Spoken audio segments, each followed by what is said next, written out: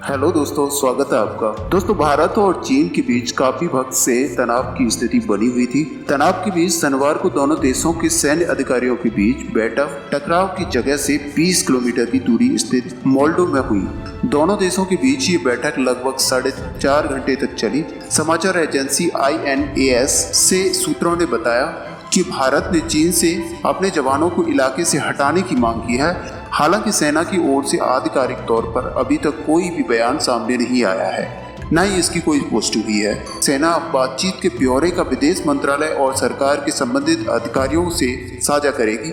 ये बैठक LAC पर जारी तनाव को कम करने के लिए बुलाई गई थी। भारतीय सेना के अधिकारी लेफ्टिनेंट जनरल हरिंदर सिंह ने भारत की ओर से बैठक की अगुवाई की थी। वहीं भारत और चीन के बीच मौजूदा विवाद को निपटाने के लिए दोनों देशों के बीच कॉर्प कमांडर स्तर पर यह बैठक बुलाई गई थी। वहीं पता चला है कि भारतीय प्रतिनिधिमंडल LAC मोल्डो में बातचीत करने के बाद वापस लेह के लिए लौट आया है। भारत का प्रतिनिधिमंडल सेना प्रमुख जनरल SSMM नरवणे और उत्तरी सेना की commander lieutenant general YK Joshi सहित उच्च अधिकारियों को वार्ता के बारे में पूरी जानकारी देगा।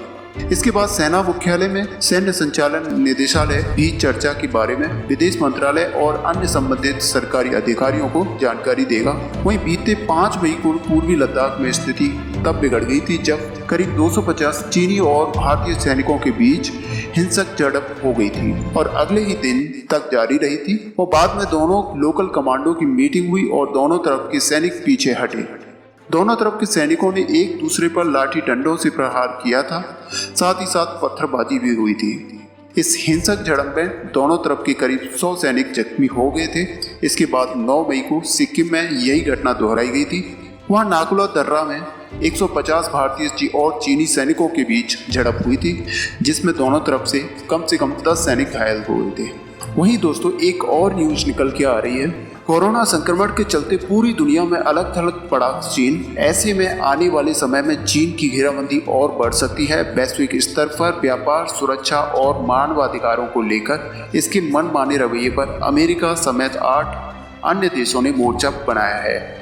लेकिन ड्रैगन ने इस पर कहा है कि हमें उकसाने के पास आए। अमेरिका के साथ तनातनी और हांगकांग में अन्य सुरक्षा कानून लागू करने को लेकर बीजिंग के इस कदम को शुक्रवार 5 जून को the inter parliament alliance of China नाम की एक मोर्चा बनाया गया है, ताकि उसके बढ़ते आर्थिक और कूटनीतिक दायरे को काउंटर किया जा सके। मोर्चे में शामिल देश हैं America, Germany, UK, Japan, Australia, Canada, Sweden, Norway और यूरोपीय संसद के सदस्य। US Republic senator Marco rubia और डेमोक्रेट बॉब मेहताज, जापान के पूर्व रक्षा मंत्री जैन नक्तानी, यूरोपीय पार्लियामेंट फॉरेन अफेयर्स कमेटी के मेंबर मिरियम लेक्टमैन और प्रतिष्ठित UK कंजर्वेटिव नेता इयान डूकर स्मिथ ने इस नए लॉन्च में किए गए मोर्चे को सह सदस्यता की है।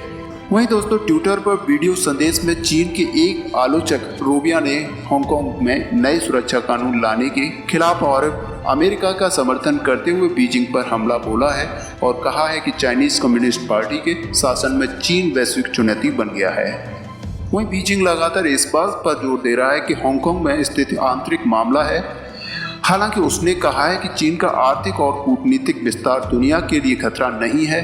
चीन के विदेश मंत्रालय की प्रवक्ता गेंग शुआंग ने शुक्रवार को नियमित प्रेस कॉन्फ्रेंस के दौरान कहा था, हम कुछ नेताओं से यह अनुरोध करते हैं कि वे फैक्टर्स का अंदर से आदर करें, अंतर्राष्ट्रीय संबंधों के आधारभूत नियमों का आदर करें, कोल्ड वॉर की मानसिकता छोड़ दें, स्वार्थ के लिए राजनीतिक कदम उठाने और घरेलू मामलों में दखल देने से बाज आए। वहीं नए मोर्चे की तरफ से कहा गया है कि चीन की बढ़ती आर्थिक ताकत के चलते वैश्विक और नियम आधारित व्यवस्था काफी दबाव में है और जो भी देश बीजिंग के खिलाफ खड़ा हुआ है वह ज्यादातर अकेले हुए हैं और उसे उसकी बड़ी कीमत चुकानी पड़ी है। कई देश जो चीन की सामरिक महत्वाकांक्षा के आड़े आ रहे हैं, उसे भारी आर्थिक और राजनीतिक तौर पर उसका खामियाजा भुगतना पड़ा है। ट्रंप प्रशासन की तरफ से चीन के साथ द्विपक्षीय ट्रेड वॉर के चलते दुनिया भर में इसका नतीजा देखने को मिला है।